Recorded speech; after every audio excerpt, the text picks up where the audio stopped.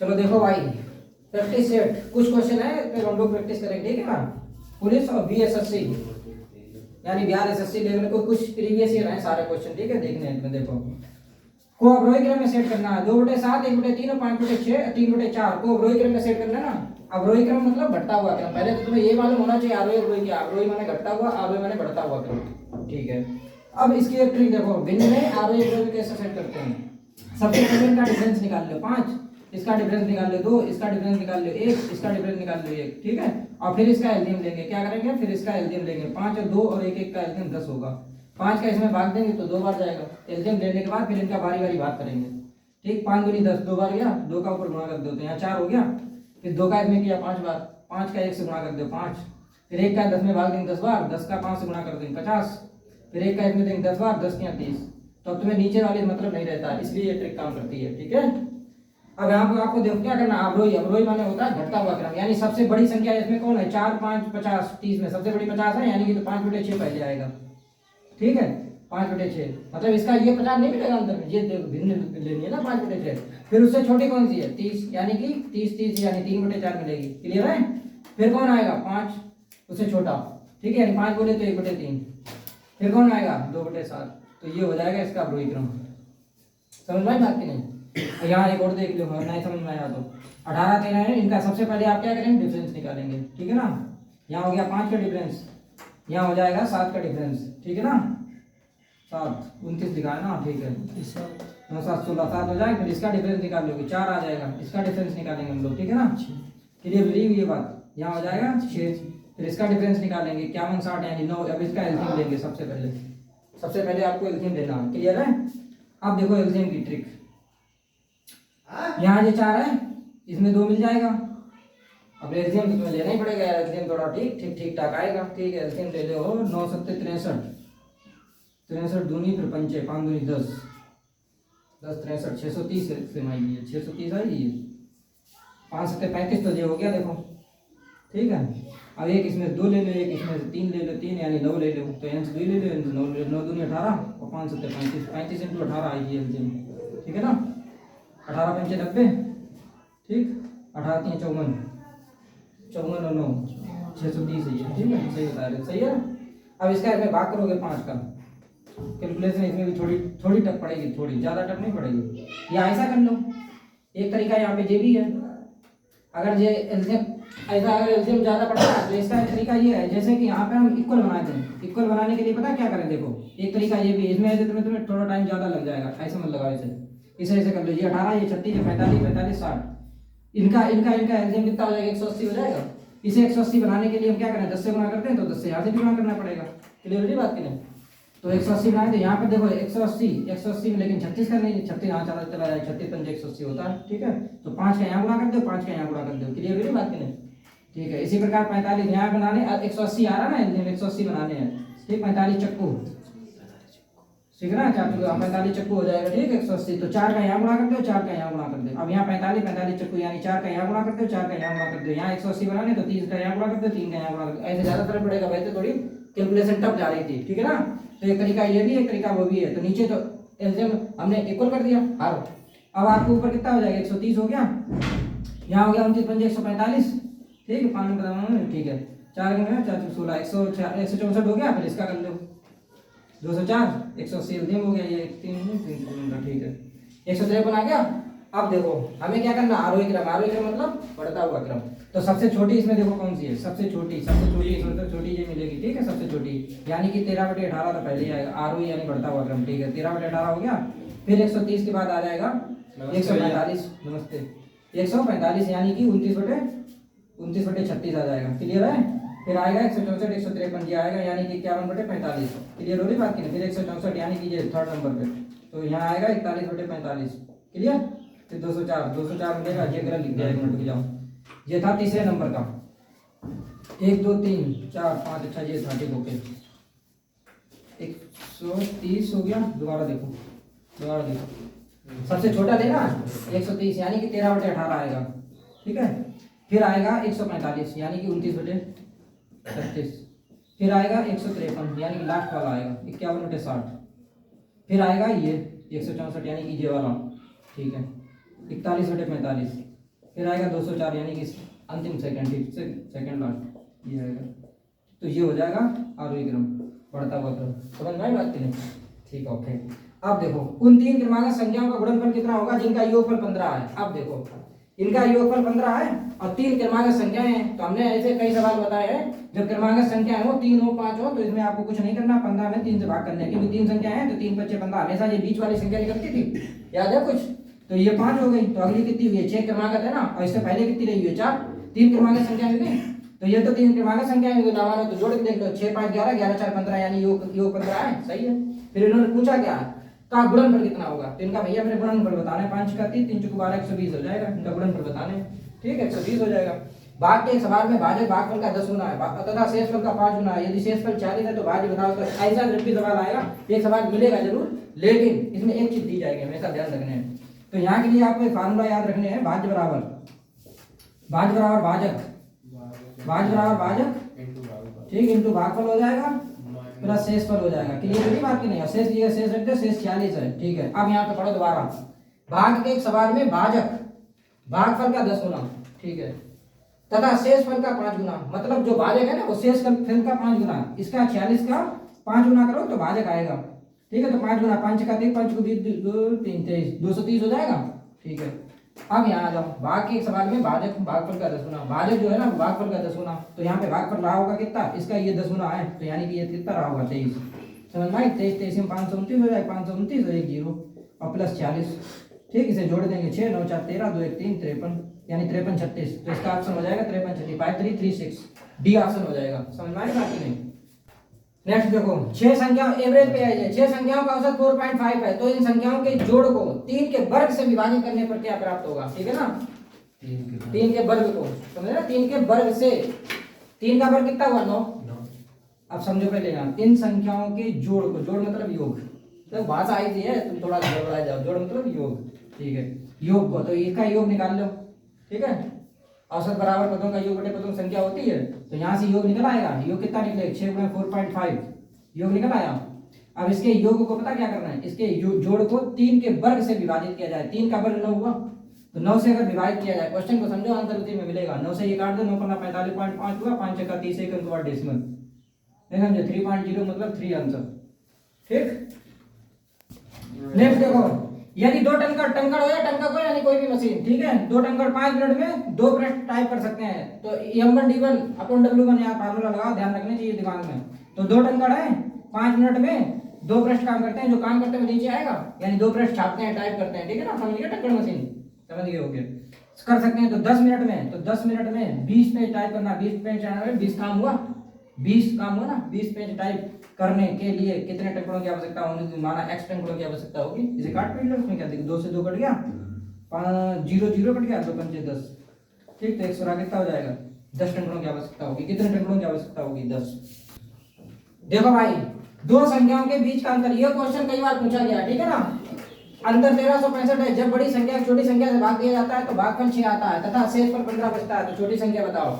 यहाँ से आपको एक चीज ध्यान रखने हैं, छोटी संख्या हमने कोई भी मान लो, छोटी संख्या हमने मान ली, छोटी संख्या x मान ली, ठीक। तो बड़ी संख्या होगी कितनी होगी? अंतर देखो, यहाँ पे अंतर इन लोगों पता कितना दिया? 1365 दिया है, तो दूसरी संख्या होगी 1365 प्लस x। अगर हम इसमें ये घटा दें तो x कट जाएगा, यानी अंतर इतना ही रहा। अंतर मतलब होता है घटाना, अगर बड़ी में से छोटी घटा दें तो x कट गया, जब इतना ही रहा 1365। क्लियर है? तो यानी कि जो हमने संख्या मानी वो बिल्कुल सही मानी है। क्लियर? ठीक। अब इन्होंने ये कहा है कि जब बड़ी संख्या को छोटी संख्या से भाग दिया जाता है, ठीक है ना? यहाँ तुम्हें देखो लिख के समझाएं, यहाँ होता है भाज्य और यहाँ होता है भाजक, ठीक है ना? और यहाँ होता है भागफल और यहाँ होता है शेषफल, ठीक है ना? ये कंडीशन होती है। अब यहाँ से क्या बनता है समझो, इसका गुणा प्लस ये बराबर ये बनता है, ठीक है? तो यहाँ से आपका बन जाएगा भाज्य बराबर भाजक इंटू भागफल, भाजक इंटू भागफल, ठीक, प्लस शेष। क्लियर है? अब जो चीज जहाँ दी है वहाँ रख दो। शेष इन्हें दिया है, शेष 15 बचता है, ठीक है। भागफल 6 आता है तो भागफल की जगह 6 रख दो, ठीक है। इसमें देखो भाजक अब यहाँ कौन होगा ये देखना, छोटी संख्या में से बड़ी संख्या भाग दिया जाता है। जब बड़ी संख्या को छोटी भाग दिया जाता है तो भाग दे रहे छोटी से, तो छोटी कौन है? x है, इसमें छोटी x है, तो बड़ी ये प्राप्त हो गई। तो ये 1300 कितना प्राप्त होगा? 1365 प्लस x प्राप्त होगा, प्लस x बराबर इतना। क्लियर है? ये हो गया भाज्य, ये हो जाएगा भाजक, ये हो गया भागफल, ये हो गया शेषफल, दिया है सब, ठीक है ना? नहीं समझ में आई बात? समझ गया कि नहीं? अब ये 15 आके इधर घटेगा, अंगणित का नंबर अंगणित की तरफ, बीजगणित का बीजगणित की तरफ। तो 15 इधर घटा दो तो ये 1350 बन जाएगा। 1350 प्लस x बचा, x उधर चला गया, 6x माइनस का 1x, तो यहाँ कितना बचा 5x। 5x 1350 है, 1350 पे 5 से भाग कर दो, ठीक है। 5 दूनी 10, 5 7 35, 270 आ जाएगा। x हमने क्या मानी, छोटी संख्या मानी थी, तो ये छोटी संख्या कितनी आ गई, x 270 आंसर हो जाएगा। समझ गए कि नहीं? चलो देखो इधर देख रहे भैया सब लोग। 44,806 संख्या को यदि निकटतम 1000 में बदलें तो क्या प्राप्त होगा। क्वेश्चन पूछा गया है, ये जो मत समझना इतना सरल है, ठीक है। अब देखो 44,800 है। अब यहाँ ऑप्शन है 44,000, 45,000, 50,000, 44,800। अब इन्हें कहीं 1000 में बदलने हैं। जब 1000 में बदलने तो 44,000 के पास क्या होगा, एक तो 44,000 ही होगा 44,800 के पास, एक होगा 45,000, तो ये 800 है। तो 800 के करीब क्या है, 5,000 या 4,000। जैसे मान लो इन पे 44,800 है, वैसे 1000 में लाएं इनको, ठीक है। तो 800 किसके करीब है, 1000 के करीब है ना, यानी कि 5000 मतलब मान लो 45। अरे यार ये 44,000 है। अगर यहाँ से अगर हम 44,000 मारते हैं आंसर, बात को समझिए, तो 800 कम करना पड़ेगा। बात को समझे सीधे सीधे, 806 है। और अगर हम 45,000 लेते हैं तो उसके करीब है कि नहीं। 800 45,000 कम डिफरेंस है, तो इसके करीब कौन है, 45,000 है ना। ओरल है क्वेश्चन, ये थोड़ा समझना है आपको से। अगर हम तुम्हें 44,806 रुपए दे और हम तुमसे ये कहा इसे निकटतम 45,000 बनाना है निकटतम, तो कौन सा लोगे 1000 में, 45,000 होगा या 44,000, 45 होगा, कॉमन सेंस, ठीक है। अब प्रथम 4 विषम संख्याओं का योग बताने हैं। प्रथम 4 विषम संख्याओं का योग, इसके लिए एक ट्रिक समझो। प्रथम 4 विषम है ना, 4 विषम, तो 4 का वर्ग कर दो तुम बस, 4 चक्कू 16, 16 ऑप्शन है नहीं तो इन्हें ऑप्शन ऐसे ही देते हैं पावर में, ठीक है, घुमान के लिए। 4 पावर 16, अगर ऑप्शन 16 होता है 16 मारते हैं। 4 विषम है ना, 4 विषम है ना, तो 4 की पावर 2 कर दो बस, कितना हो गया 16। 16 ऑप्शन नहीं है तो इन्हें ऑप्शन ये वाला दे दिया 4 की पावर में, तो ऑप्शन कौन सा हो जाएगा, सी। ये किसके लिए है, विषम के लिए है डायरेक्ट। अगर सम होता, जैसे मान लो ये हमने एक सम भी दिया है इसलिए। अब प्रथम 25 सम है, जब सम होगा तब क्या करना है, इधर देखने हैं। तो 25 है, सबसे पहले वही संख्या का वर्ग, और जब सम हो तो वो संख्या दोबारा भी जुड़ेगी, उसी संख्या का वर्ग तो वो संख्या भी जुड़ेगी, ध्यान रखने की बात में, ठीक है ना। तो 25 25 दिन 625 जो हो गया, 625 प्लस 25 जो हो गया, यानी 650 आंसर हो गया। क्लियर है बात की नहीं, ठीक, संविधान में इतना अंतर है। चलो देखो, अच्छा एक बंदर है ना, गोलाकार खंभे, देखिए ऐसा क्वेश्चन जरूर आएगा एग्जाम में, ठीक है ना, ठीक है ना। कई बार क्वेश्चन पूछा गया, बंदर फिसले, समझ लो कुछ भी फिसले, कुत्ता फिसले, ठीक। एक बंदर है गोलाकार खंभे जो 21 मीटर ऊंचा है, पर 1 मिनट में 6 मीटर चढ़ सकता है, लेकिन अगले 1 मिनट में 3 मीटर फिसल जाता। कितना अच्छा क्वेश्चन देखो भाई साहब, ठीक है, कि 3 मीटर फिसल जाता है। बंदर को खंभे की चोटी पर पहुंचने में कितना समय लगेगा। देखिए ऐसा है, पहले मिनट में 21 मीटर चढ़ा, फिर दूसरे मिनट में वो कितना पता 6 मीटर खिसक गया, तो यानी 2 मिनट में 15 मीटर चढ़ा, फिर 11 में 6 चला गया, 11 में 21 में 6 चला गया, 15 बचा, यानी कि 2 मिनट में 15 चढ़ पाया। अब एक कंडीशन ऐसी आएगी कि लास्ट में जो, जैसे मान लीजिए खंभा है, पहले में वो चढ़ा, कितना चढ़ा 21, फिर दूसरे मिनट में पता क्या किया उसने, दूसरा मिनट तो 1 मिनट हो गया, फिर दूसरे मिनट में 6 खिसक गया, तो वो यहाँ आएगा लौट के 15 पे 6 खिसकेगा ना, ठीक। तो 2 मिनट में ओवरऑल 15 चढ़ा, नहीं समझे तो तुम्हें इसकी ट्रिक बताएं। और लास्ट में यहाँ से यहाँ पहुंचना है, अगर जब वो लास्ट में यहाँ पहुंच जाए तो नहीं खिसके, तो अंतिम पॉइंट पे पहुंची गया, अंतिम पॉइंट में, ठीक। अब आपको क्या करना है, एक ट्रिक समझे आपको, देखिए 21 में से 6 घटाओ, सीधे सीधे कितना हुआ 15, ठीक है। लेकिन अगले 1 मिनट में कितने मीटर फिसलता, 3 फिसला, जितने फिसले उससे भाग करो, ठीक। फिर हमने इन पे कंडीशन आपको 2 मिनट की बताई, क्योंकि एक में 21 चढ़ा, दूसरे में कितना खिसका था 6 खिसका, तो 2 मिनट काम हुआ, 2 मिनट का काम हुआ, तो 2 मिनट में इसे कर दो, ठीक। 2 से गुना, ट्रिक देखो 2 से गुना, फिर लास्ट में 1 जोड़ दो, क्यों, क्योंकि लास्ट में जो वहां पहुंच जाएगा तो थोड़ी ना फिसलेगा, क्योंकि उसका तो एम मिल ही गया, लक्ष्य तो पहुंच गया ना, वो कहां तक पहुंचना था। इसे काट फिर 3 बचे 15, 5 दूनी 10, 10 प्लस 1 यानी कि 11 मिनट। क्लियर है, कितना मिनट, 11 मिनट, बी ऑप्शन हो जाएगा, ठीक है। देखो इधर बहुत ही अच्छा प्यारा क्वेश्चन है, ठीक है। वह न्यूनतम संख्या, जब न्यूनतम संख्या छोटी छोटी संख्या पूछी जाए तो एलसीएम निकलेगा, हमेशा ध्यान रखना। छोटी छोटी संख्या पूछी जाए आंसर बड़ा आएगा, बड़ा आ गया एलसीएम आएगा, ठीक है। जिसे 48, 64, 90 और 120 से विभाजित करने पर क्रमशः 38, 54, 80, 110 शेष बचते हैं। तो पहले तो जब क्रमशः शेष बचे तो तुम्हें क्या करना है, सबसे पहले तो इनको डिफरेंस निकाल लो, ठीक है। कितना 38, 10, ठीक, इसका डिफरेंस 10, इसका डिफरेंस 10, इसका डिफरेंस 10, क्लियर है। तो ये हमने शेष निकाल लिया, ठीक है। जो 10 है ना, जो कांस्टेंट वैल्यू है, यानी कि जो भी आंसर हमारा होगा उसमें 10 जुड़ के 10 शेष बचना चाहिए, नहीं बचना चाहिए। तो जो आंसर होगा वो उसमें पहले तो इनका एलसीएम निकाल देंगे, फिर जो आंसर आएगा ना एलसीएम, उसमें 10 जुड़ के आंसर होगा, क्योंकि ये कांस्टेंट वैल्यू है ना, 10 10 10 10, ठीक, यानी कि 10 बचेगा कॉमन सेंस में। ठीक है, अब एक तरीका तुम्हें बताएं, हम पूरा नहीं निकालेंगे, ठीक समझो।